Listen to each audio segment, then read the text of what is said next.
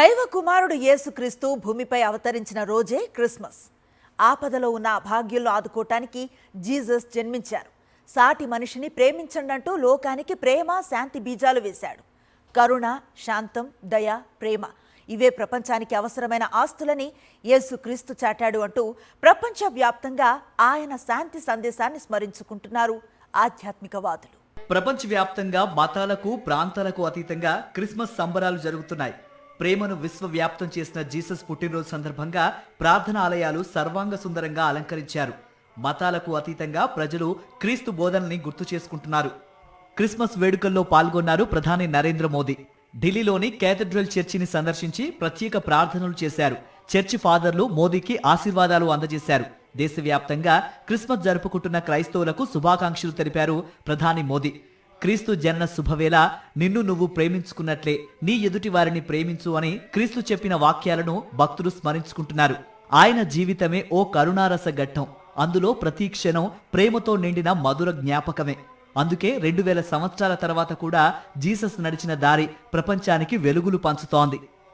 పులివెందుల పర్యటనలో ఉన్న మాజీ ముఖ్యమంత్రి వైఎస్ జగన్మోహన్ రెడ్డి పులివెందుల సిఎస్ఐ చర్చిలో నిర్వహించిన క్రిస్మస్ సంబరాల్లో పాల్గొన్నారు. ఈ సందర్భంగా ఆయన ప్రజలందరికీ క్రిస్మస్ పర్వదిన శుభాకాంక్షలు తెలియజేశారు. దైవ కుమారుడు జీసస్ తన జీవితం ద్వారా అందించిన మహోన్నత సందేశాలను గుర్తు చేశారు. ఈ పండుగ రోజు మనం కొత్త ఆశతో మంచి భవిష్యత్తు కోసం కలిసి ముందుకు సాగుదాం.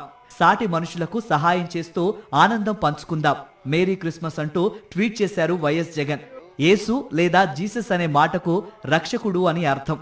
సర్వ మానవాళిని రక్షించడానికి భూమి మీదకు దేవుని ప్రతిరూపంగా వచ్చిన ప్రవక్త యేసు అని ప్రపంచవ్యాప్తంగా క్రిస్టియన్ల విశ్వాసం. ఆయన ప్రవచనాలన్నీ మానవత్వాన్ని పెంచి పోషించేలా ఉంటాయి. క్షమాగుణాన్ని అలవర్చుకోవాలని సూచిస్తాయి. ఇరుగు పొరుగు వారితో సఖ్యంగా ఉండాలని, దైవ భావనతో ఉండటం వల్ల మనిషిలోని పశు లక్షణాలు అంతరిస్తాయని ఆయన తన సందేశాల ద్వారా ప్రజలకు తెలియజేశారు.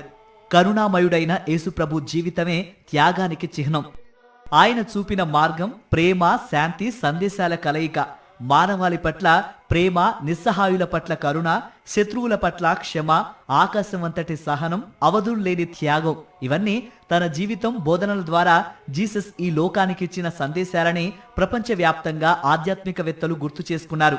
క్రిస్మస్ పర్వదినం సందర్భంగా తెలంగాణ ముఖ్యమంత్రి రేవంత్ రెడ్డి క్రిస్టియన్ సోదరులకు, సోదరీమణులకు శుభాకాంక్షలు తెలియజేశారు.